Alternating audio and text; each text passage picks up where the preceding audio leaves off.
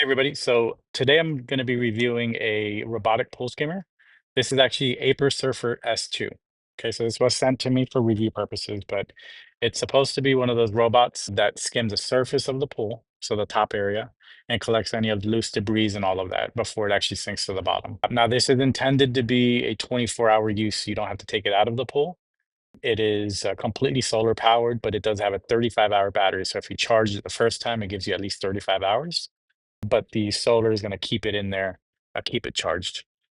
Okay, I'm going to go ahead and open this up. So now this is pretty exciting for me because I was sort of an early adopter with this type of robot. You can see here on the floor that I have an older model that I purchased.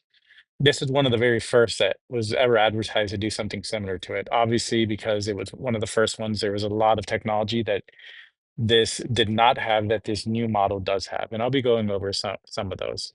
I just thought I'd bring it up just to show you. Number one, you could tell that this has been used and abused. It's not in good condition. Even the tires here have come off.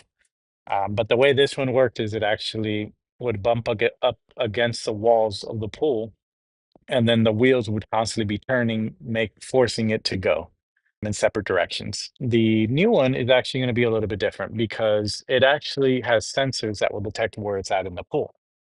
The reason why that's important is because with the old one, what happened was if the water level was too high, let's say after it's raining, then it wouldn't actually turn. It would just hit the edge of the pool and it would just continue to try to clean that area and not actually move from that area.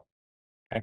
Another issue is if it got dead zone, meaning an area where it wasn't any sunlight, then it could basically die in that area and never charge again. It would have to wait until the sun actually hits it, and then it would continue to do it. It worked well for what it did, but it wasn't perfect. Obviously, it was. I was an early adopter there, but this one is supposed to be able to be much better. And just from the specs alone and the technology, I can tell it's always going to do a better job. So I really like the idea of having this. I think it's going to be great for me because I did enjoy the previous one, but this is obviously going to be a lot better. So right away, the packaging, if you can zoom in here, take a look, but the packaging is actually pretty good. It's got a little quick start guide, really cool. Instruction manual, brochure in here. Now there is an app also for all of Vapor's products. You can actually access the app and program it, see what it's up to. This is pretty cool. What is this? Oh, okay. So this is for the skimmer.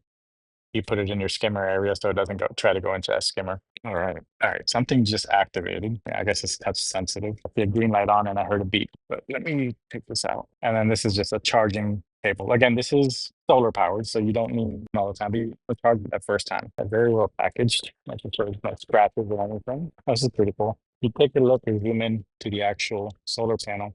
It is textured, where this one is not. This is like a smooth surface. And over time, you can see that it got beat up by the sun. It became very ineffective after a while, but I think this one looks like it could handle more tough weather. Very nice. Okay. Okay, so back here, you can see the propellers. This is where it's already activating now. Let me see if I can turn it off. Yep. These are the propellers. This is what actually is gonna, push the device forward. And as it's moving forward, it collects the water in here and the debris. And then there's going to be a filter basket here. Okay. Let me see if I can remove this. It's got a nice little handle here. I mean, overall, it looks really nice. Having this handle here is a great idea. You can tell this is a good second generation product. I've seen their first one. Wasn't too impressed by it. It was good, but it just didn't look as good as this. Okay, now this does have a filter here.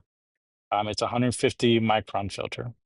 So good enough for, the bigger particles. It's not going to be great for algae, but at the top, the surface level of the water, you don't really have to worry about that. And it does have here some spinning action. Okay. And lastly, here, this is actually pretty cool because you can actually put a chlorine tablet. So this fits a 3.5. Just close it up like that, and then it automatically dispense towards the bottom here. That's really nice to have. This one did have it as well, but I mean, there was no really issue with that. The only issue is you had to put at least two in there so it balanced well. Otherwise, the device would be, unbalanced, uneven, but this one just seems like it won't have an issue. You put that back, take a look at what it looks like in here, and then the sides. So as it's pushing through, I guess it's getting the water from here and then pushing it through. There are some wheels here on the side, so if it does bump on the side, it would allow it to continue to move. These are wheels here as well. Okay. And then there's supposed to be some legs here. Yeah, I think this is it here. So these are good for it to not go on. I don't know if you've ever seen on some pools where But you can put like a bench or a seat inside of the pool. It's basically shallow water.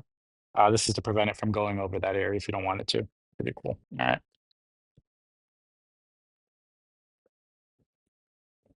All right, pretty simple to put in there.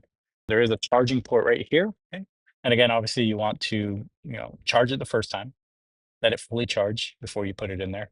And then when you're done charging, anytime you're done charging, you want to just seal that up and put it in. And first impression, it looks great. Seems like it'll be sturdy enough. It seems well made. It does have sensors here on the back as well. So I think this will do a good job. Just by the looks of it, I know it's going to do better than what I previously had. And the fact that it's actually going to be tied to an app, I think that's an added plus. But yeah, that's pretty much it.